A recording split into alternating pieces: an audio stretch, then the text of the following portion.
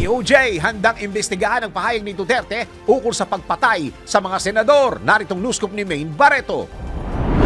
Handang imbestigahan ng Department of Justice ang pahayag ni dating Pangulong Rodrigo Duterte kaugnay sa pagpatay sa mga senador. Sa proclamation rally ng PDP laban noong nakaraang linggo, sinabi ng dating Pangulo na dapat patayin ang 15 senador para mabakante at makapasok ang kanyang mga pambato.